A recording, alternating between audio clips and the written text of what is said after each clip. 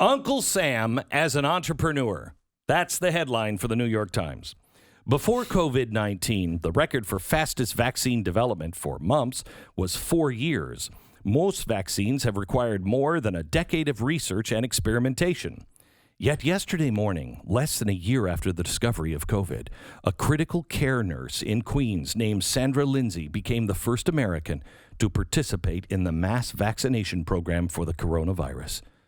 I feel like healing is coming, she said. No, Joe Biden, again, I have my doctorate in politics, political science. Because political people are people. Right. They're humans. Do you see the president of Canaries? No. No, they don't. They don't engage in politics. Nope. And I put that as a point in their favor. But anyway, I digress. I feel like healing is coming. No. Joe Biden said it's a dark, dark winter. No healing is coming.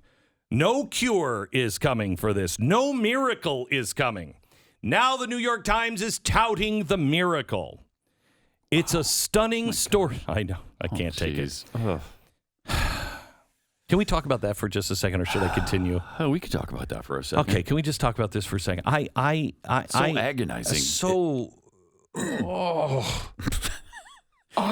There just aren't words, really. There aren't words. They're not. Not anymore. No. And for how despicable the media is. And this is the reason we're being torn apart. We're being torn apart because half the country said that this would never happen because the media was feeding them. It couldn't no happen. Miracle. It was impossible. It wasn't going to happen. It couldn't happen. And they used mumps as the example. Yes. Our fastest ever vaccine, start to finish, was 4 years. This can't happen by the end of the year. Well, it did. It did. And surprisingly, you would have known it before the election if the company wasn't in the bag for Biden. Right. Anyway, it's a stunning story of scientific success, but it also fits a pattern that stretches back decades. Many of the biggest technological breakthroughs in American history have not sprung from the private sector. They have instead been the result of collaboration between private companies and the federal government.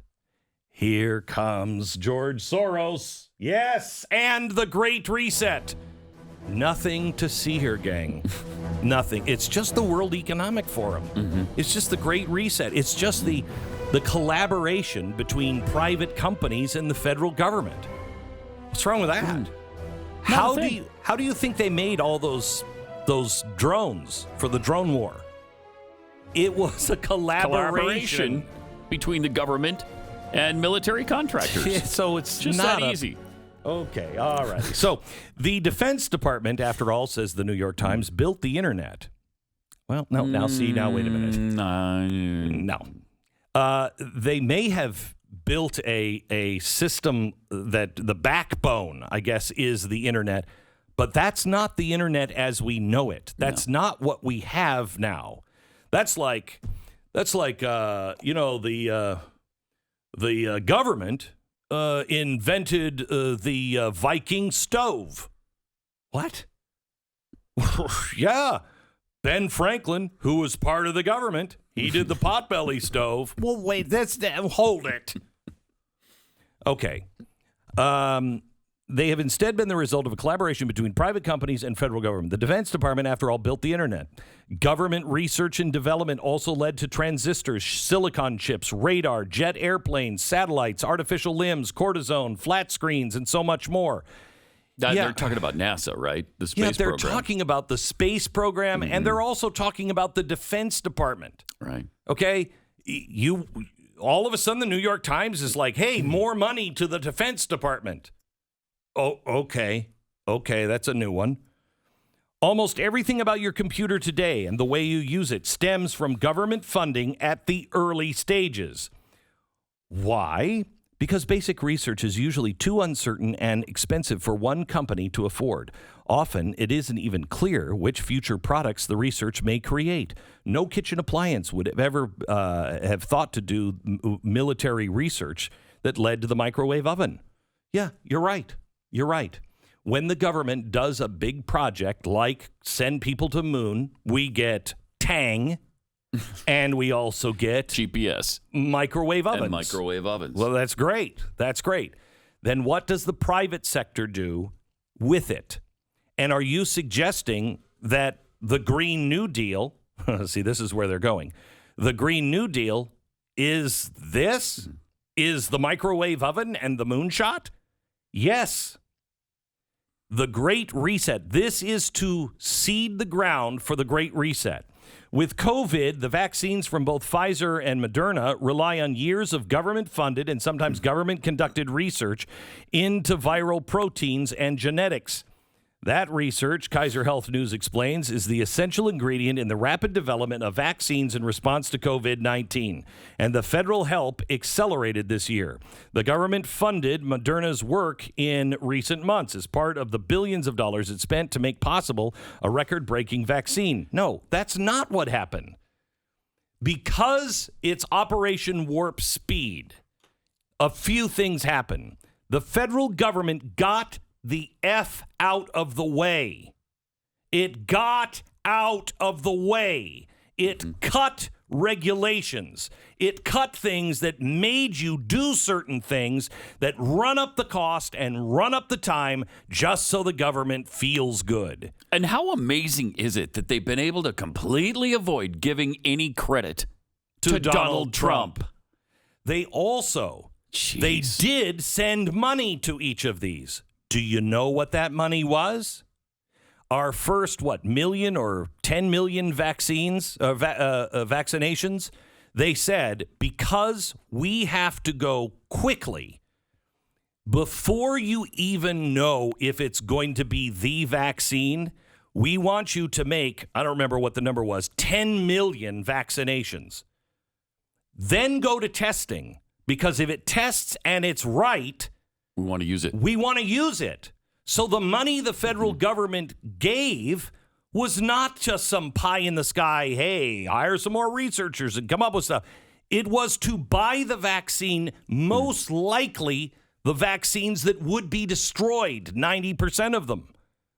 Because, well, you can't get it to the people fast enough. You can't make them. That's why they said, as you think you have a vaccine, make the vaccine. Make it and hold it and then destroy it. We'll pay for the cost, not because they're trying to develop something new that maybe will turn into a microwave oven, but because they were trying to save lives.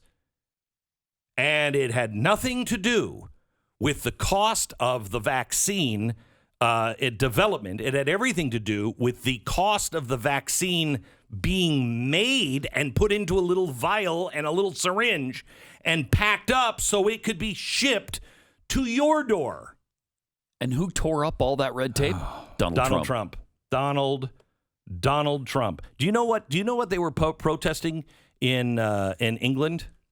They were protesting in England that they couldn't make masks. They couldn't make PPEs. They couldn't make them because the government had control of all medical procedures, all medical devices, everything had to go through the NIH. And so the big thing was when it first happened was we don't have any PPEs. And they had to go begging to other people for PPEs. Meanwhile, the businesses were saying, just let us make them. We can make them. Let us make them. They didn't let them make them because everything had to be controlled by the government. You do not want government control. This is not about the government making this. This is about the private market doing what it does best when it's unleashed. Do you remember how pissed they were that Donald Trump wouldn't tell the companies that they had to do it? Mm-hmm. He wouldn't use the federal stick and mandate where he could just tell companies what to do. Do you know why? Do you know why? Do you know why? Do you know why? Do you know where that idea came from? Yeah, the fascists in the 1930s. That's where that idea came from. Government just tells you what to do, what to make. Then they'll take all the risk.